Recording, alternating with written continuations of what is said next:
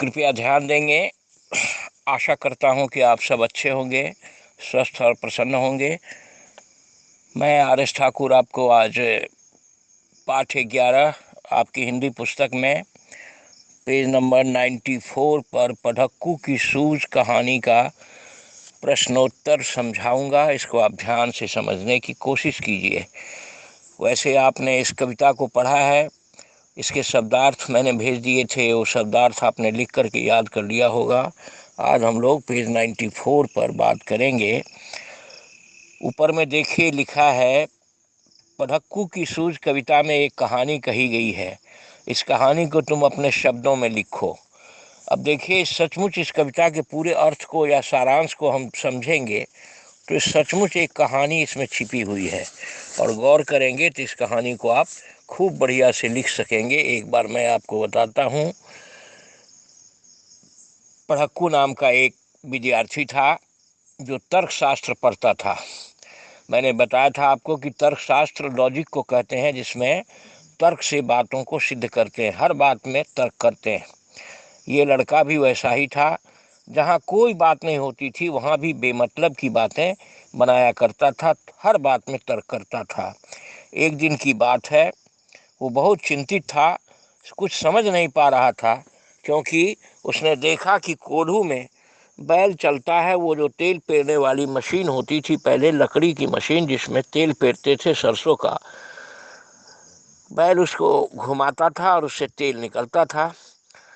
तो उसने देखा कि कई दिनों तक दिमाग लगाया, सोचने लगा कि इसका मालिक बड़ा गजब है। ये तो बैल अपने आप कैसे चलता है, कोई ना कोई ऐसा तरीका उसने इसको सिखा रखा है कि बैल चलता रहता है और तेल निकलता रहता है। कोल्हू की मशीन जो है वो कोल्हू वो चलता रहता है, और मालिक जो है सो यहाँ पर नहीं भी रहता, वो अपने काम में लगा रहता है। एक दिन उसने अंत में मालिक से पूछ ही दिया कि भाई, आखिर एक रोज मालिक से पूछा उसने ऐसे, अजी बिना देखे लेते तुम जान भेद यह कैसे, कोल्हू का यह बैल तुम्हारा चलता या अड़ता है, रहता है घूमता खड़ा हो या पागुर करता है।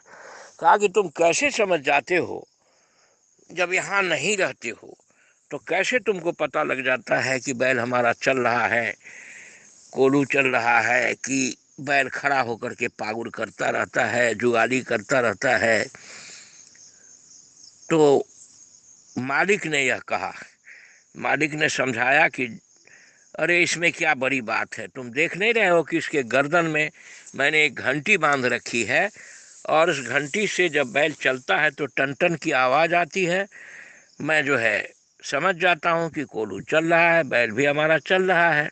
हाँ, एक बात जरूर है कि जब घंटी बजना बंद हो जाता है तो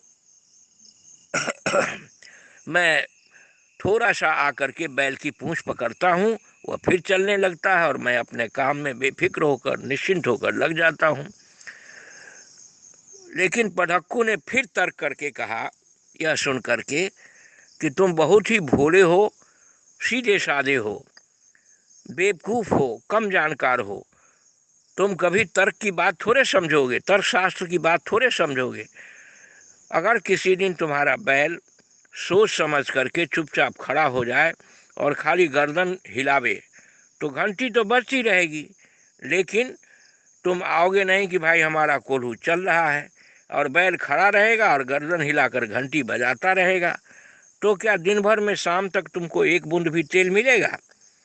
अब मालिक को इस पर हंसी आ गई, वो हंसने लगा, बोला कि पढ़क्कू, तुम जाओ यहाँ से, यह ज्ञान तुमने जहाँ पर सीखा है वहीं फैलाओ इसको, यहाँ इसकी कोई ज़रूरत नहीं है। यहाँ सब कुछ ठीक ठाक है, यह केवल माया है, और बैल हमारा नहीं अभी तक मंतिक पढ़ पाया है। तुम्हारे तरह हमारा बैल तर्कशास्त्र पढ़ा हुआ नहीं है कि वो हमारा काम रोक देगा।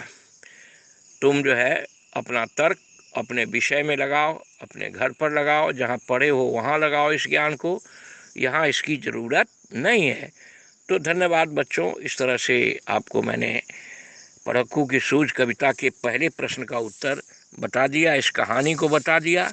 इस कहानी को लिखने के लिए कह रहा है तो आप अपनी नोटबुक में इस तरह से जैसे मैंने बताया इसको लिख लीजिए अपने शब्दों में। आप और भी इससे बढ़िया लिख सकते हैं। फिर आप देखिए उसके नीचे लिखा है 94 पेज पर ही, कवि की कविताएं।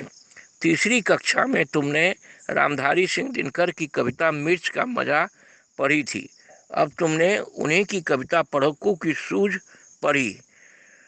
आपने थ्री में रिमझिम भाग 3 में पिछले साल रामधारी सिंह दिनकर की ये कविता है, उन्होंने इसको लिखा है पढ़क्कू की सूझ, तो इनकी ये कविता मिर्च की मजा को पढ़ा था। तो अब तुम पढ़क्की की सूझ पढ़ रहे हो।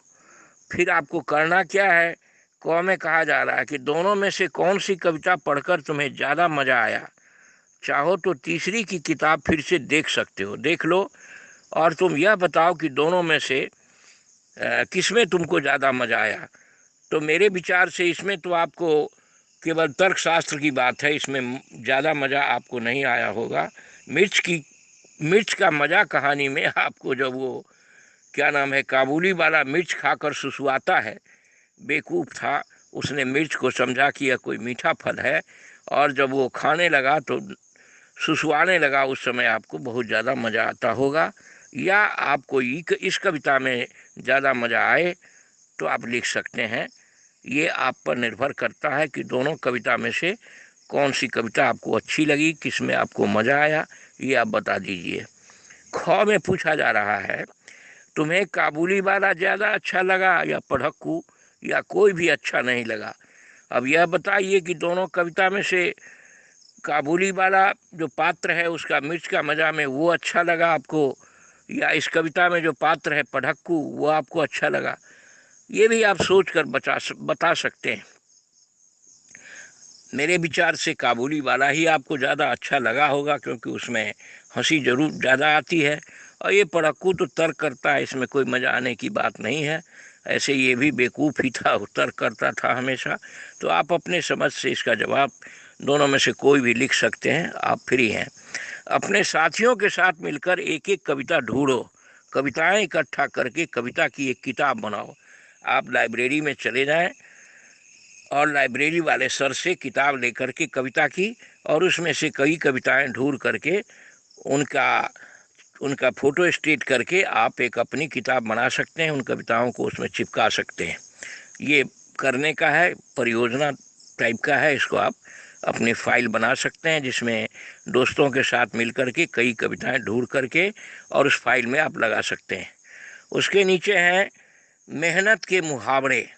अब कई मुहावरे ऐसे हैं जो एक एक शब्द पर बनते हैं, जैसे आँखों पर मुहावरा होता है, आँख आना, आँख की किरकिरी होना, आँख दिखाना। इसी तरह से मेहनत शब्द से यहाँ कई मुहावरे बनाए गए हैं मेहनत से संबंधित। मेहनत आप जानते हैं कि परिश्रम को कहा जाता है। तो देखिए इसमें आपको क्या करना है। कोल्हू का बैल ऐसे व्यक्ति को कहते हैं जो कड़ी मेहनत करता है, या जिससे कड़ी मेहनत करवाई जाती है। तो मेहनत और कोशिश से जुड़े कुछ और मुहावरे नीचे लिखे हैं, इनका वाक्यों में इस्तेमाल करो। 3 मुहावरे यहाँ लिखे हैं नीचे जो मेहनत से संबंधित हैं, और मेहनत से संबंधित जो मुहावरे हैं इसको आपको वाक्यों में इस्तेमाल करना है, वाक्य बनाना है इनसे। जैसे दिन रात एक करना, इसका भी अर्थ होता है लगातार मेहनत करना। तो आप कह सकते हैं कि मैं वार्षिक परीक्षा में प्रथम आने के लिए, क्लास में फर्स्ट करने के लिए दिन रात एक करके पढ़ता हूँ। यह इसका वाक्य में इस्तेमाल हो गया। पसीना बहाना, पसीना बहाना का भी अर्थ होता है कड़ी मेहनत करना। किसान अच्छी फसल उगाने के लिए अपने खेत में पसीना बहाकर मेहनत करता है। ये भी एक इसका वाक्य बन गया पसीना बहाना का। एड़ी चोटी का जोड़ लगाना, इसका भी अर्थ होता है कड़ी मेहनत करना या लगातार मेहनत करना।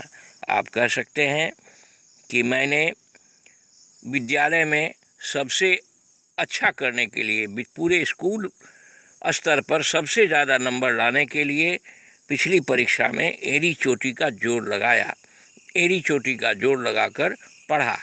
इस तरह से मैंने आपको पेज 94 के सभी प्रश्नों का उत्तर बता दिया, और आप इसको बढ़िया से लिख लेंगे नोटबुक में और पढ़ लेंगे और याद कर लेंगे।